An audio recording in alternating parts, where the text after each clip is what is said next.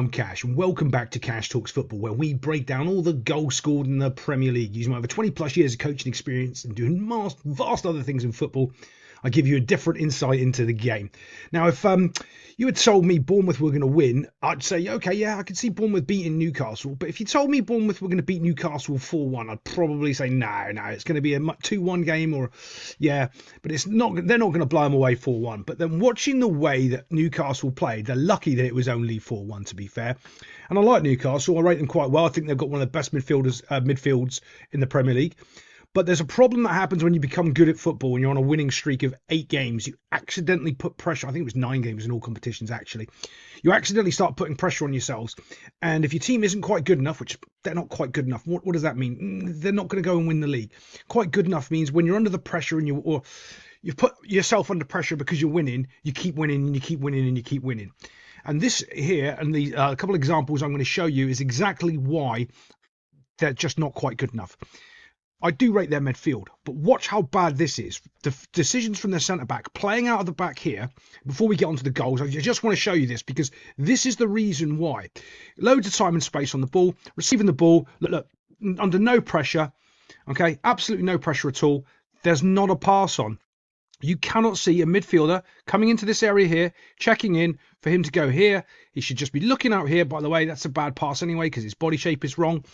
On Monday, I'm going to be explaining why his body shape is wrong. I'm going to do coaching sessions every Monday, doing warm-ups and in those teaching you exactly why all these things go wrong in the Premier League and why that would be a bad pass if he passes it out wide there.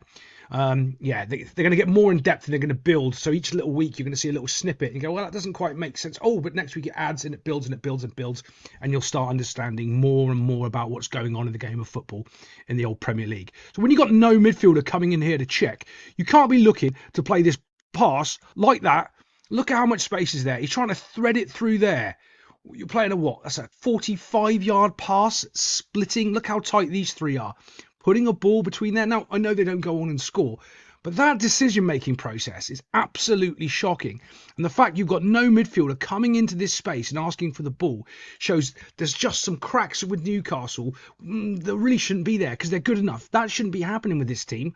That shouldn't at all, but it did. But let's get on to the goals.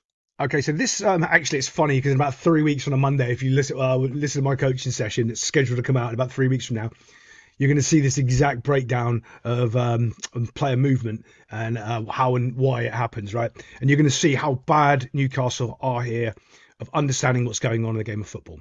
And it isn't just Newcastle, it's pretty much everyone in the Premier League. Watch what happens. He's going to play the ball in, right? And as he does, he's going to do what I'd say is set this player in motion. Almost like use NFL terms for it from all my days of being a kiddie over in America. So when he's set in motion, now it's just like a simple little give and go. I'll show you. Right? As he goes, boom, he sets him in motion. Now he's off running. Now what this player needs to do here is track the run. He's the closest player to him, and he needs to track the run. Okay.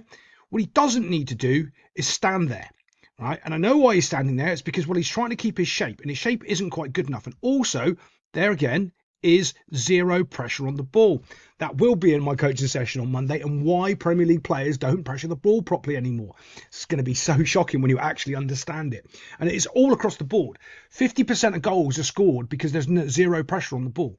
That's just standard across all leagues, all top 5 leagues in Europe. 50% of goals are scored because there's no pressure on the ball.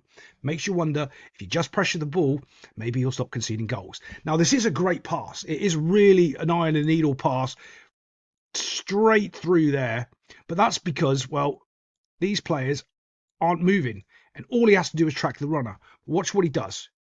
As he goes, do you see that hesitation? That stop. He's too busy looking at the ball and not just going with the runner. His responsibility isn't to the ball at this point. Why? Because between him and the ball is another player.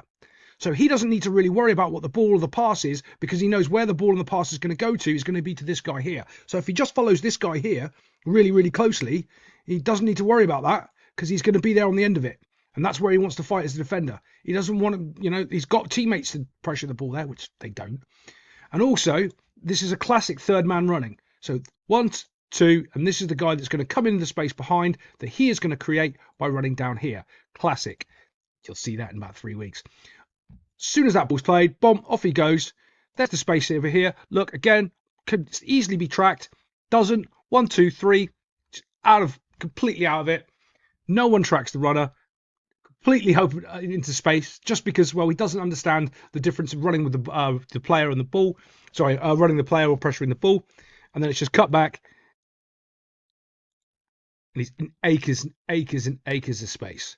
Look, that's 2 Bournemouth players on top of the 18-yard box unmarked. That's how open Newcastle were today. And generally they haven't been. I mean, I'm telling you, I think they're one of the best 3 midfielders in the country. But today they were not at the races. Little Kluivert finds the bottom corner. Let's get on to the next goal. This to me is so bizarrely strange. I don't. Okay, watch this. It's in the middle here, right? This is what we're going to keep our eye on, these 2 players. He's got eyes on him, forgetting that there's a player behind him. Now, for some reason, Bournemouth have just man-marked, but I don't know what you're supposed to be doing because you're not marking anybody, right? And this guy will probably get the blame, but he's marking his guy there, right? Where this is the guy that's going to end up scoring the goal. And he just runs away from him and leaves him unmarked. And I'm sure that there's one of these 2 here are supposed to be doing that responsibility because you can see 1, 2, 1, 2. One of these 2 here is supposed to be picking up this guy here because he's marking his guy, but it looks like he's marking this man here. Do we see that? So if you're actually playing in the game and you do a little quick glance, you're going to think, oh, well, my teammate's got him because it's just a little bit, just off. Yeah, he's just close enough to him, so you think you're marking him, but he's not. He's marking him. So you go, oh, well, I'm not going to step up and mark him because, look, there's 2 of us here marking this one player here. We'll be fine. So when this ball comes in, watch.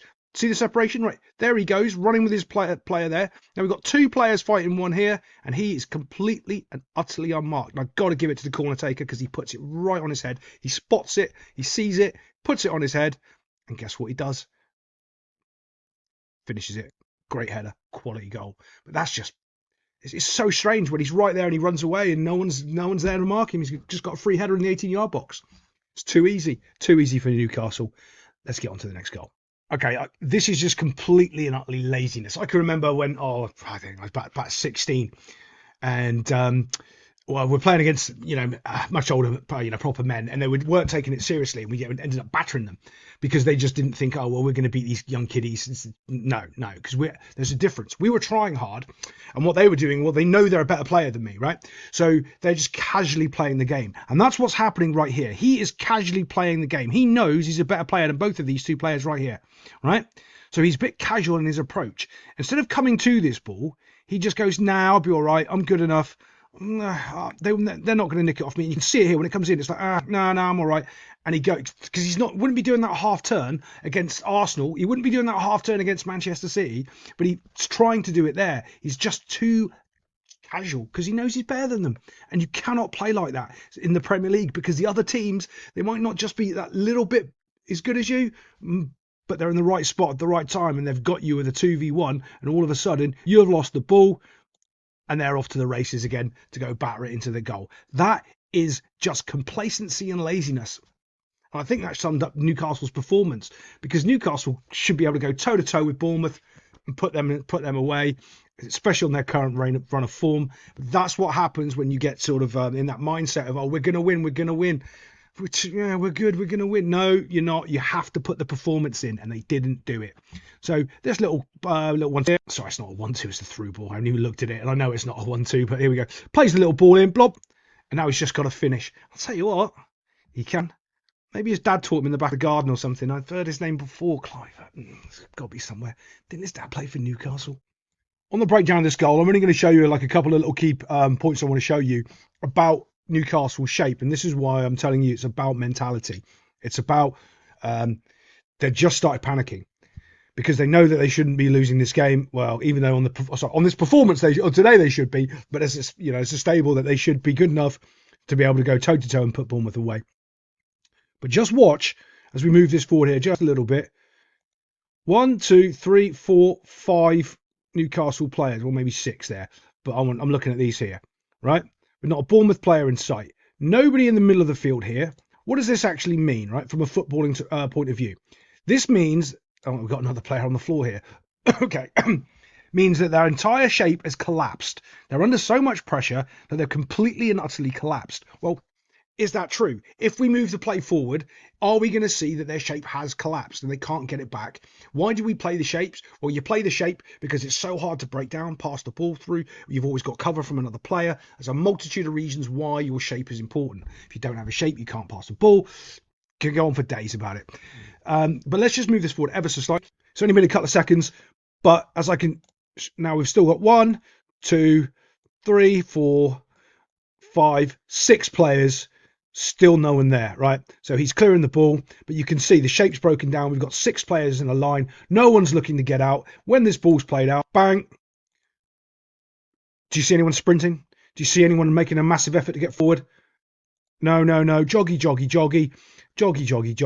And you can see that there's a massive gap here. Now, this is the third time I want to show you just when the cross comes in, why they've got no shape. As the cross comes in, have a look again. All of those players that were just on the line, here on a line, and now in a group here.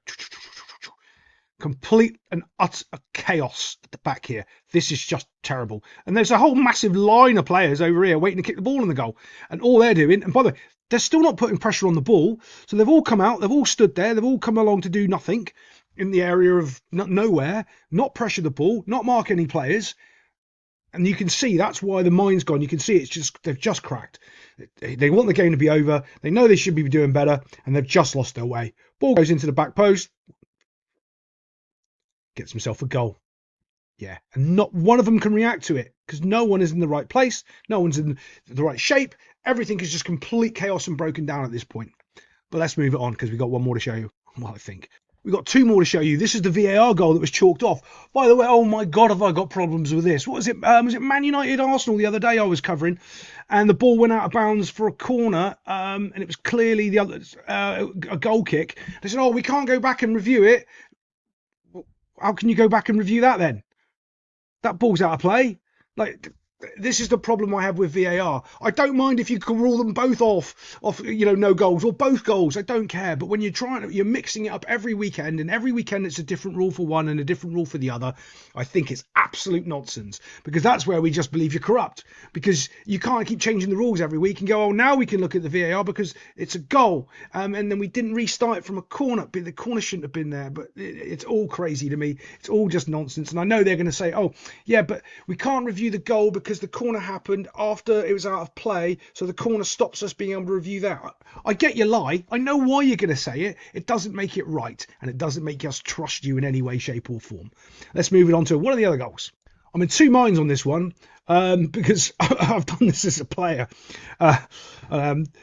I used to tell my manager quite often I wasn't fit enough because I couldn't strike. And that wasn't fit enough. And I didn't understand it until I started becoming a coach later on in life. Actually, early in life as a coaching in my early 20s.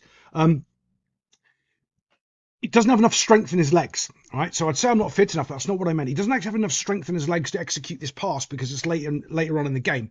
So a pass that you can do easily in the first half, you can't do in the second half because your strength is not there. So you think you can do it, you go it, you know you can, it doesn't work out. And also, it's a dangerous pass to play anyway. You've got some space to run into. Have a look here. You can see he's got a couple of yards to run into. He can just run across here. He doesn't have to try to play and force this pass. And you can see someone's waiting for it. Look, he's absolutely waiting for it there. So when he plays this, look, it's not hard enough. There's no weight really on it. If you're doing it, you want to be playing it out in front of him, and he's got to wait for the ball to come to him. But he could have carried on running with the ball anyway. And this is what I'm talking about. The decision-making today from Newcastle just isn't the same. Those passes out of the back aren't tight and crisp. Through the midfield area like this isn't tight and crisp, and they have been. So this is just cut out, and you're just begging for him to smash it into the net box. Cuts it out. Off they go. No one, again, look at the shape. This is what I'm talking about, the shape breakdown, is anywhere near the middle of the field in this area here to pressure the ball. There's nobody. They're all caught over here again, or anywhere again. Last time it was in a line over here or a group over here. Now they're over here, and their shape, the whole game, it's just awful. And if I'll say it once, I'll say it every single video. Go to the ball. Why are you stood there? Like, what are you doing? You know you've got to go towards the football. If you don't, he's just going to smash it in the goal. So he goes, all right, I'll just smash it in the goal. Does a touch, bang. And the defender just stands there and lets him do it. If he pressures him, at least he's got to take a touch around him. He's got to do something. Maybe you're close enough to block the ball. But standing there and let him shoot from 25 yards out. It's just unacceptable at this level. But again, on Monday, I'm going to show you why they do it and how they've been trained to do it. And it's a subconscious thing that's happened from the other training mechanisms that they do all over the world. And they all do this, by the way. This is why it's so common that the people don't pressure the football like they're supposed to. But they'll all move it on. You know that shape I was banging on about where they're not in their shape properly and they're all just a group of players chasing a football and never pressuring it. Same again. Yeah, it's on the transition, but look how much it's just, there's no balance here at all. There is nobody. If you draw a line, can I draw a straight line? Oh my God, I almost did. They're on one side of the field. And you can do that to an extent, but you've got to have someone about there or about there, either a midfielder or a defender, to try to give yourself some balance, even when you're attacking, and there isn't any. And this time, when you watch this go forward, it's just a case of Newcastle have given up. And like you can say a lot of things about Newcastle, but they're not a team that gives up. They're not one of those. They're not a Man United. You know, these guys fight hard to the end. Watch this little jog here, though. Look, jog. He is running away. Like, the ball's over here, boys.